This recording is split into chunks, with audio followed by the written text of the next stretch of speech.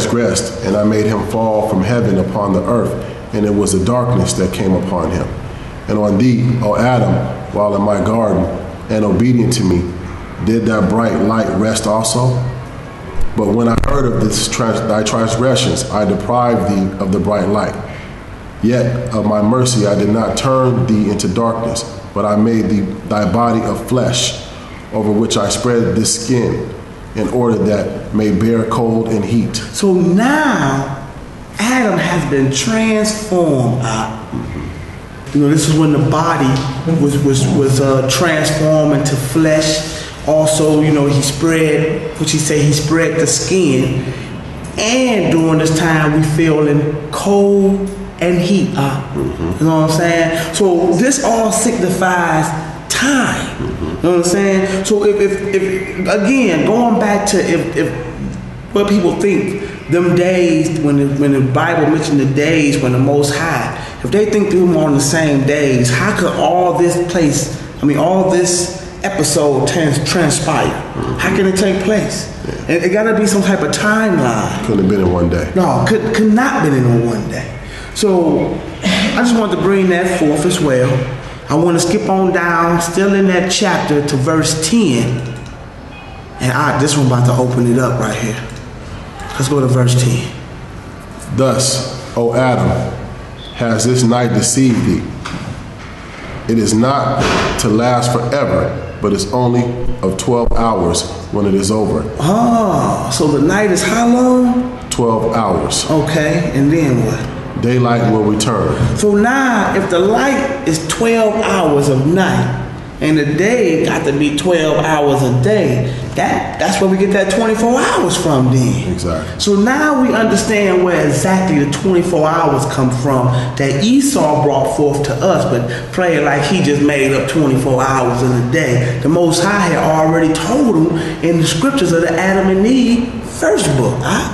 So I just wanted to bring forth that because that's still dealing with time. And a lot of brothers and sisters don't know where the 24 hours even come from. You know what I'm saying? So we're going to go down to verse 15. Actually, as you see in the PDF, verse 15 is talking about until he had finished creation. But let's get into chapter 14, verses 1 through 6. And as you see, it's titled, The Early Prophecies of the Coming of Christ, which we know is the Messiah. And still, we want to definitely get into this because this is still dealing with time. Chapter 14, verses 1 through 6. Then Adam said unto the Most High, O Lord, take thou my soul, and let me not see this gloom any more, or remove me to some place where there is no darkness. But the Most High, the Lord, said to Adam, Verily I say unto thee, this darkness will pass from thee. Every day I have determined for thee until the fulfillment of my covenant, when I will save thee and bring thee back again into the garden. He would bring him back into the garden. When he said he would save him, okay? And to the abode of light thou longest for, wherein there is no darkness. I will bring thee into the kingdom of heaven. Oh, whoa, hold up. So the kingdom of heaven been told to somebody before it was even told to Israel. Exactly. Yeah. So he told Adam he would bring him back into the light in the fulfillment of the covenant where there is no darkness.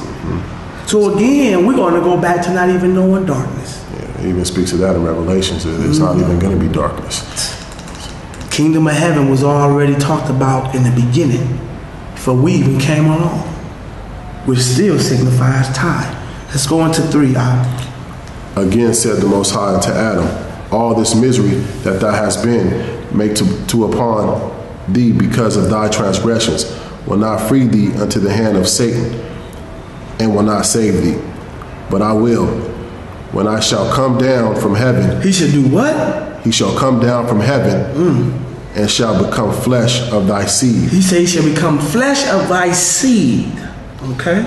And take upon me the infirmity from which thou sufferest. Then the darkness that came upon thee in this cave shall come upon me in the grave. In the who? In the grave. Sound like we already heard that story before. Okay. When I am in the flesh of thy seed. When he is in the what? In the flesh of thy seed. Now, you know we're going to have to come back and talk about that down the line because, you know, that could be where when the Edomites were saying they won. That can be where they got that from, which I was trying to bring forth to some other brothers, but because they wasn't in this book yet. You know what I'm saying? But who was they saying? Who said it was going to come down from the heaven? The Most High. The Most High. So now that kind of gets me to say, Definitely. And then let's go into 5, because we're still only speaking about time. But I want you to see what he said after that. Let's go into verse 5. And I, who am without years. He is without who? Without years. Okay. Shall be subjected to reckoning of years. So he should be subject to years. Subject to reckoning of years. Of times, of months. Of months. Okay. And of days. And of days. And I shall be reckoned as one of the sons of men. Of the who? One of the sons of men. Okay. In order to save thee. Wow. You know we got to have something deep about that one. Oh, definitely. Because he said he is without years. He's without days. Or well, we know he got days, probably like longer days, like 30 days, 40 days. But he's definitely without months. So that all lines up with the chart. Because we ain't even been up to the 12th day. You know what I'm saying? So it all lines up, definitely. And I just want to bring that forth because the Most High, it wasn't me who said he didn't have years. It was him who said he didn't have years. So if we dealing in years, and the Most High say he don't have years, does that mean that we're on the same time zone? We're definitely on two different time zones. So that's another proof that there's a separate whole time zone from the heavens to the earth.